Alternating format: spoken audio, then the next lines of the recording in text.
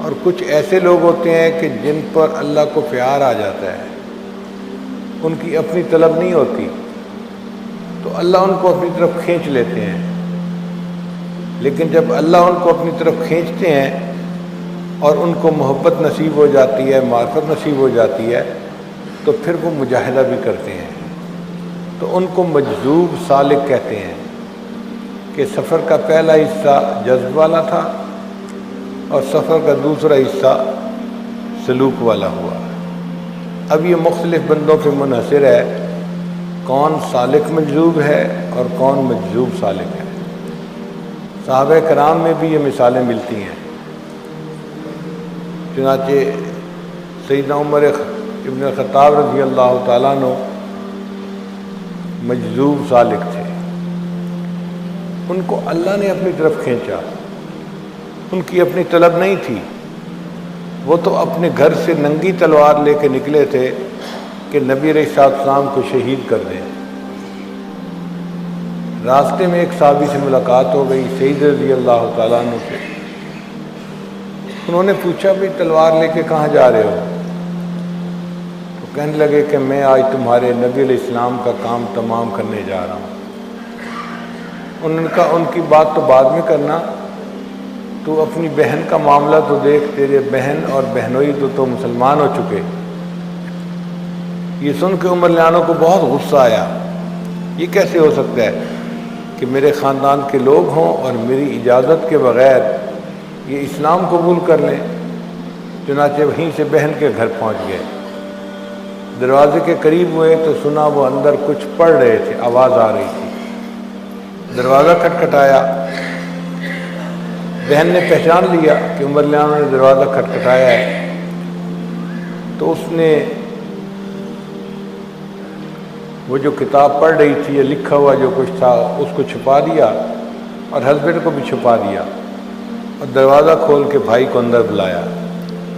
عمر لیانوں نے پوچھا کہ میں نے سنا ہے کہ تم لوگ مسلمان ہو گئے ہو۔ تو بہن نے کہا کہ عمر اگر اسلام سچ ہو تو سچ کو قبول کرنے میں کیا رکاوٹ ہے؟ تو بڑا غصہ آیا، اتنی جرأت میری بہن کی کہ میرے سامنے بول رہی ہے۔ چنانچہ بہن کو چاہا کہ میں ماروں، اتنے میں بہنوئی بھی آ گئے، ان سے بھی یہی بات ہوئی۔ تو وہ تو مرد تھے بہنوئی، عمر لیانوں نے ان پر ہاتھ اٹھایا، ان کو مارنا چاہا۔ اب بہن نے اپنے شوہر کو بچایا۔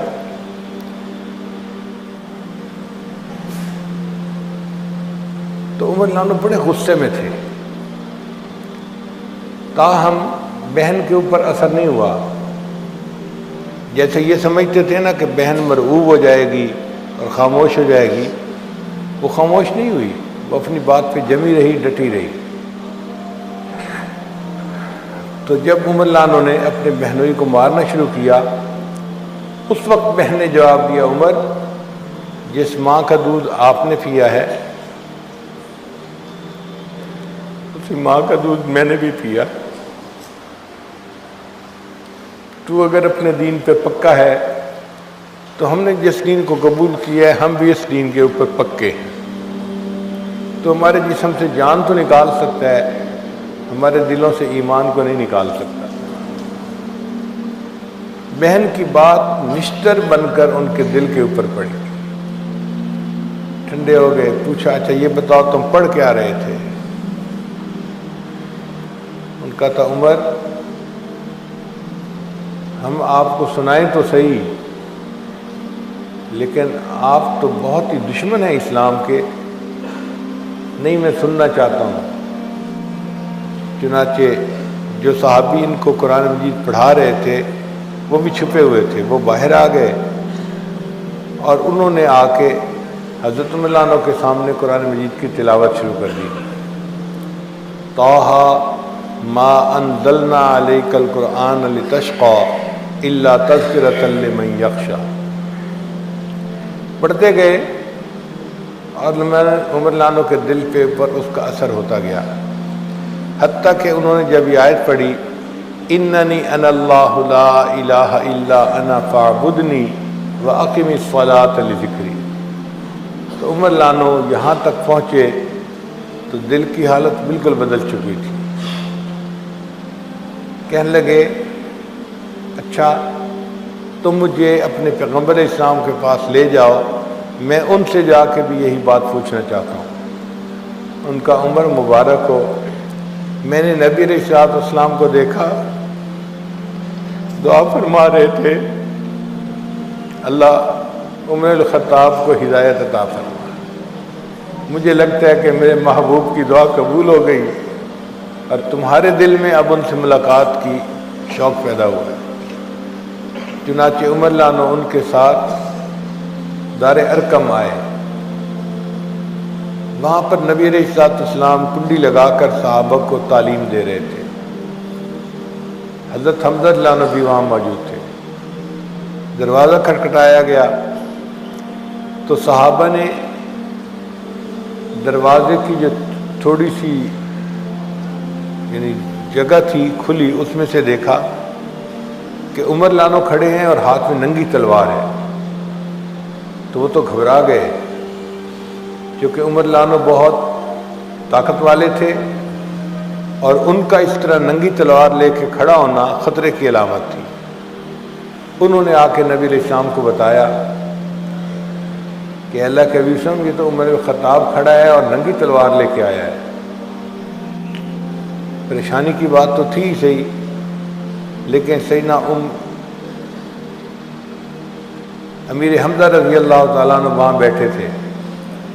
انہوں نے کہا کہ کوئی بات نہیں، تم دروازہ کھول دو، اگر اچھی نیت سے آیا ہے تو اللہ اس کو ہدایت دے گا، اور اگر یہ بری نیت سے آیا ہے تو میں اسی کی تلوار سے اس کا گلا کاٹ دوں گا۔ وہ بھی اسد اللہ تھے، اللہ کے شیر تھے۔ چنانچہ دروازہ کھولا گیا تو عمر لانو کی تو حالت ہی بدلی ہوئی تھی۔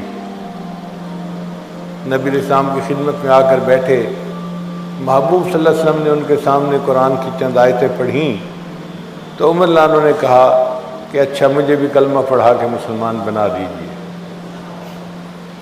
اب دیکھیں، چلے تھے نبی علیہ السلام کو شہید کرنے کی نیت سے اور آج قدموں میں غلام بن کر آ بیٹھے، اسلام قبول کر لیا۔ تھوڑی دیر کے بعد نماز کا وقت ہو گیا تو صحابہ کرام کفار سے چھپ کے نمازیں پڑھتے تھے کہ یہ تکلیف نہ پہنچائیں۔ تو عمر رضی اللہ تعالیٰ عنہ کہنے لگے، اے اللہ کے حبیب صلی اللہ علیہ وسلم، اب تک تو آپ نے چھپ کے نمازیں پڑھی، اب تو عمر بھی مسلمان ہو گیا، اب ہم جا کے حرم میں نمازیں پڑھتے ہیں۔ چنانچہ عمر لانو بھی ساتھ چلے، نبی علیہ السلام کے ساتھ باقی صحابہ بھی تھے اور حرم شریف گئے، اور اب مسلمانوں نے کافروں کے سامنے علل اعلان نماز پڑھنی شروع کر دی۔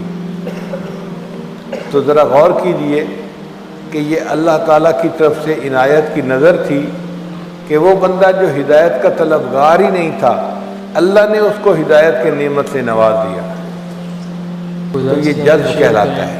مزید اصلاحی بیانات کے لیے ہمارا YouTube channel voice of Islam subscribe کریں۔